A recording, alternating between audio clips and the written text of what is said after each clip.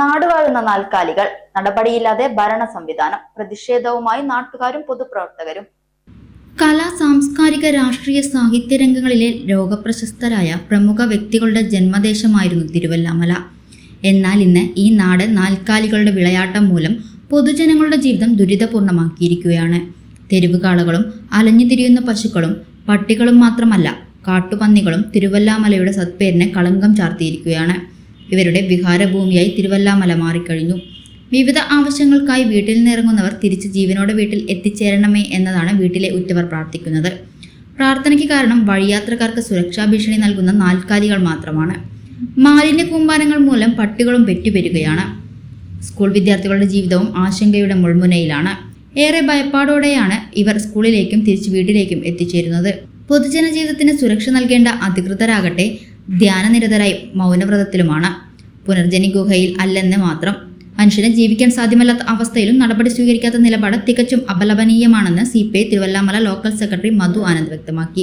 തിരുവല്ലാമലയെ സംബന്ധിച്ചിടത്തോളം വളരെയേറെ അപകടകരമായ ഒരു സ്ഥിതിയാണ് ഈ നാൽക്കാലികളെ കൊണ്ട് ഉണ്ടാവുന്നത്.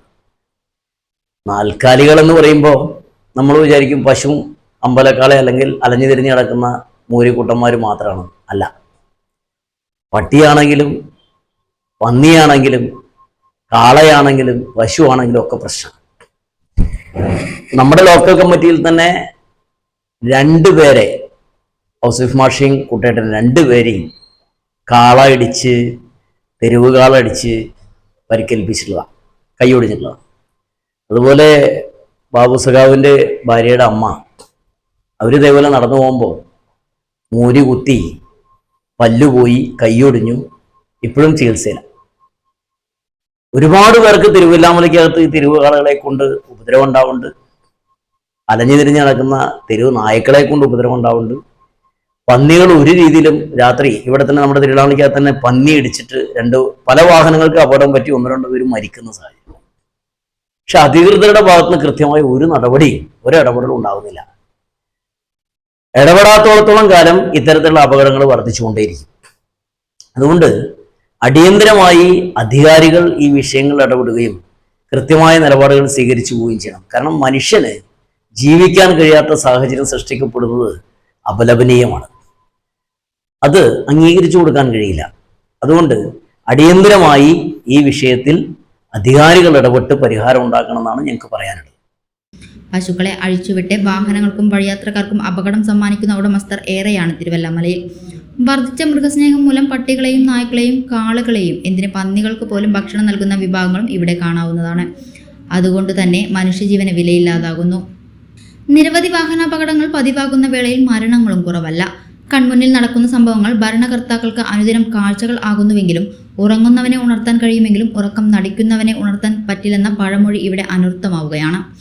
ആരെയും പിണക്കേണ്ട എന്ന് കരുതി മൃഗങ്ങൾ നാടുവാഴുന്ന തിരുവല്ലാമലയിലെ പലരും പ്രതികരണത്തിന് വിമുഖത കാണിച്ചപ്പോൾ തങ്ങളുടെ ജീവിത യാഥാർത്ഥ്യങ്ങൾ തിരുവല്ലാമല SM സ്റ്റാൻഡിലെ ഓട്ടോറിക്ഷ തൊഴിലാളികളായ K ഭഗീരഥൻ, KB ഷിബു, അബ്ദുള്ള, ഹനീഫ തുടങ്ങിയവർ ഓട്ടോറിക്ഷ ഓടിച്ച ഉപജീവന മാർഗം കണ്ടെത്തുന്നതിനിടെ നേരിടുന്ന വിഷമതകൾ KCV വാർത്തയുമായി പങ്കുവച്ചു.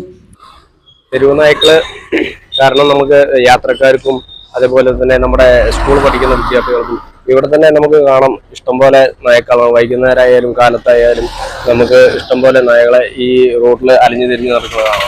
അപ്പോൾ എന്താ വെച്ച് കഴിഞ്ഞാൽ ഇതിൽ പോകുമ്പോൾ 2 ദിവസം മുമ്പ് പോലും വണ്ടികൾ ആക്സിഡന്റ് ആവുക, വണ്ടികൾ മുമ്പോട്ട് ചാടുക, അങ്ങനത്തെ ഒരുപാട് ബുദ്ധിമുട്ടുകൾ നമുക്ക് ഈ പഞ്ചായത്തിൽ തന്നെ പല ഭാഗത്തായിട്ടും തിരുവല്ലാമല പഞ്ചായത്തിന്റെ പല ഭാഗത്തും നമുക്ക് പോകുന്ന സമയത്ത് കാണാം. നായ കൊണ്ടുള്ള അപകടങ്ങൾ, അതുപോലെ മനുഷ്യർക്ക് സാധാരണപ്പെട്ട ആളുകൾക്കും സ്കൂൾ വിടുന്ന സമയമാണെങ്കിലും സ്കൂൾ പോകുന്ന വിദ്യാർത്ഥികൾക്കായാലും ഒരുപാട് ബുദ്ധിമുട്ട് ഉണ്ടാക്കുന്നുണ്ട്. അപ്പൊ അതിനു വേണ്ടിയിട്ട് നമ്മുടെ പഞ്ചായത്തും വേണ്ടപ്പെട്ട അധികൃതരും അതിന് ഒരു തീരുമാനം എടുക്കണമെന്നാണ് ഇപ്പൊ ഞങ്ങളുടെ ഈ SM ഓട്ടോ സ്റ്റാൻഡിലെ ഡ്രൈവർമാർക്ക് എല്ലാവർക്കും പറയാനുള്ളത്.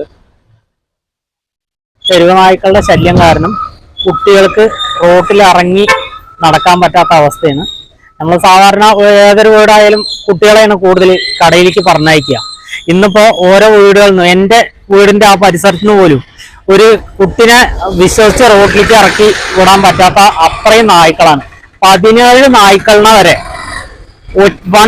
ഒരു ഗ്രൂപ്പായിട്ട് ആ റോഡ്, ഈ 10-14 അടി വീതിയുള്ള റോഡ് നിരന്ന് നടക്കുന്നത് ഞാൻ കണ്ടിട്ടുണ്ട്. തുടരുന്ന അനാസ്ഥയിൽ അധികൃതരും പ്രതികരണശേഷി നഷ്ടമാകുന്ന പൊതുജനങ്ങളും നിലനിൽക്കുന്ന നാട്ടിൽ മൃഗാധിപത്യം വർദ്ധിച്ച് മനുഷ്യജീവിതം കൂടുതൽ ദുരിതത്തിലകപ്പെടുവാനാണ് സാധ്യത. മൊത്തം നായ്ക്കളും പശുക്കളും കൂടി, അത് കാരണം ഈ ഞങ്ങൾ ഓട്ടോറിക്ഷ കൊണ്ടുപോയിട്ട് തിരിച്ചു വരാൻ പറ്റില്ല. എന്താ പറഞ്ഞാൽ നായ്ക്കളും ഉണ്ടാവും, പശുക്കളും ഉണ്ടാവും. രാത്രി കണ്ണ് കാണില്ല, മഴയും പെയ്ത കുണ്ടും കുഴി അറിയില്ല.